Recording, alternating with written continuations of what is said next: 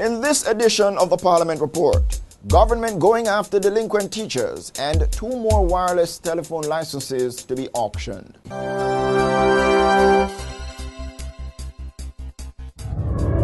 More than 200 teachers who have broken their bond arrangement with the government could soon be served with lawsuits from the Attorney General's department.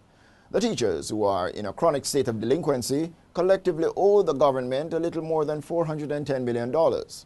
Senior Director for Human Resource Administration in the Ministry of Education, Diane Campbell, told members of Parliament's Public Accounts Committee, PAC, on March 26 that the Attorney General has been asked to prepare the lawsuits for the delinquents. She emphasized that the lawsuits are being prepared because repeated efforts by the ministry to recover outstanding sums have failed. At the same time, senior technocrats from the Education Ministry soaked up a flood of stinging criticisms from members of the PAC over their handling of issues relating to teachers who have broken their bond agreements. PAC members castigated ministry officials for being ill-prepared to answer questions relating to huge sums owed by the teachers. Controversial lawmaker Everald Warmington, a member of the PAC, described the technocrats' failure to address critical issues raised by the committee as the worst performance he had seen during a committee meeting. He charged that the technocrats should be sent back to their ministry to prepare themselves before returning to the committee. Permanent Secretary in the Ministry of Education Elaine Foster Allen, who recently took up her appointment, could not provide information on how long the $410 million has been outstanding. Committee members also appeared annoyed that the ministry was unable to provide information on how many of the teachers were still employed to the government.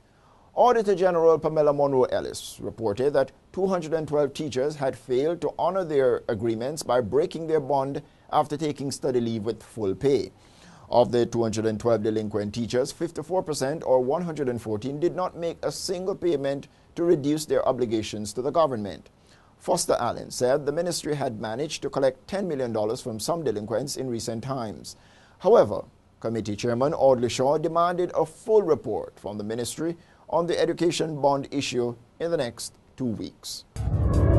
Minister of Science, Technology, Energy and Mining Philip Powell says Jamaica's mobile market still offers exciting prospects for investors. He argues that there is still great potential for the mobile market even though the country had reached the point of saturation in voice telephony. Powell announced in the House of Representatives on March 26 that Jamaica is to auction 2 licenses for use of the 700 MHz band with a view of attracting new entrants to the wireless telecommunications market. The technology minister says the government is expecting to issue the licenses by July 15. He said the licenses would be open to current wireless providers, but expressed the hope that at least one would be taken up by a new investor. Jamaica is ranked at 74th in the world in e-readiness, which refers to the ability to use information and communication technologies, ICT, to develop one's economy and to foster one's welfare. At present, there are 2 players in the wireless market, Lime and Digicel. A third player, Claro, last year sold its portfolio to Digicel and left the island. Member of Parliament for North East Manchester, Audley Shaw, questioned whether there is space in the market for a third player. Responding, Powell said the data market provides a tremendous opportunity for businesses. He said very soon voice telephony will become a free service in Jamaica.